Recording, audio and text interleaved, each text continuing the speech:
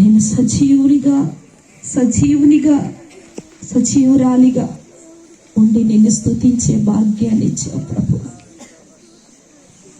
ఈరోజు నేను నిన్ను స్తుతించడానికి, నేను కనపరచడానికి, నేను ఆరాధించడానికి నాకేది అవసరం లేదు ప్రభు.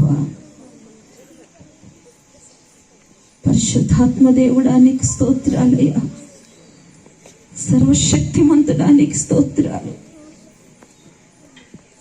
గడిచిన కాలంలో ఎన్నో భయంకరమైన శ్రమల్లో నన్ను కాపాడిన దేవుడా, నా కుటుంబాన్ని కాపాడిన దేవుడా, ఈరోజు కృతజ్ఞతతో యేసయ్య వైపు చూద్దాం.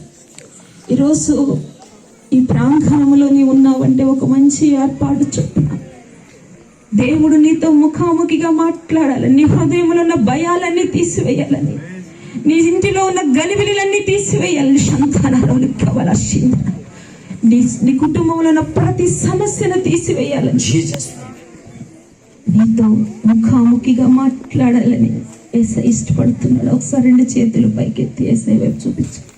యేసయ్య నాతో మాట్లాడు ప్రభు.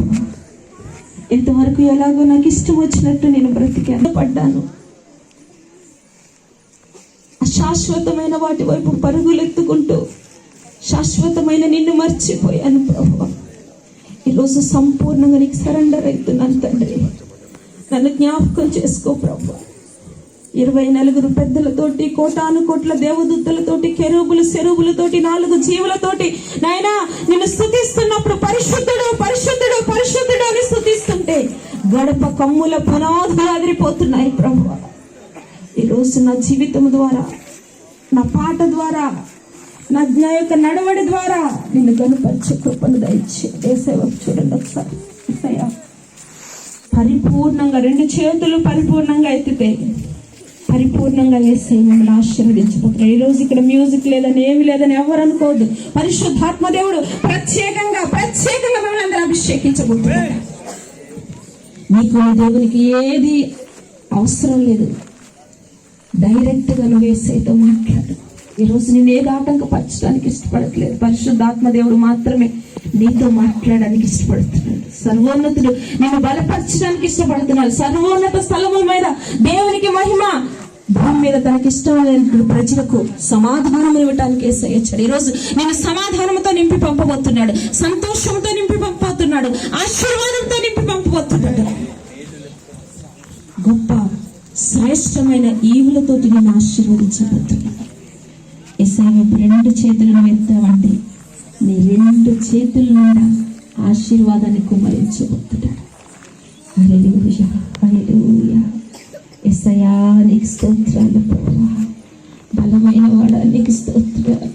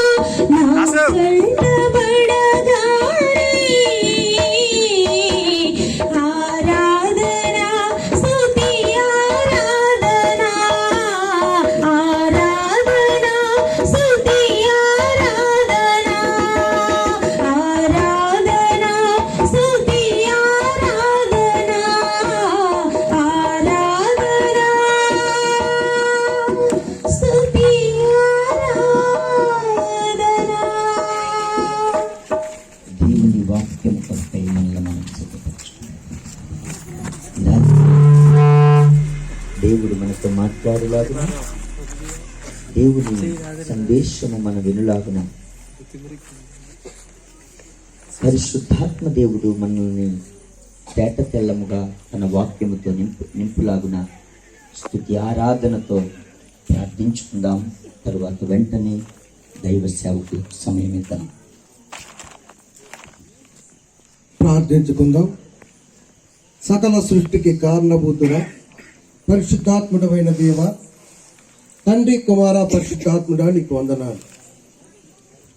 గతించినటువంటి సంవత్సరం నుంచి ఈ సంవత్సరం వరకు మమ్మల్ని కాపాడి ఇంత ఆనందంగా, సంతోషంగా, ఘనంగా నీ ఆరాధన జరిపించుకోవడానికి, ఈ సెమీ క్రిస్మస్ జరిపించుకోవడానికి నీ కృప చూపెట్టినందుకు వందనాలు అయ్యా. ఇప్పటి వరకు ఏ ఆటంకం లేకుండా ప్రతి కార్యంలో మీరున్న దేవుడు నాయన. ఈ ఆవరణము చుట్టూ మీరున్నారని నమ్ముతున్నాము నాయన.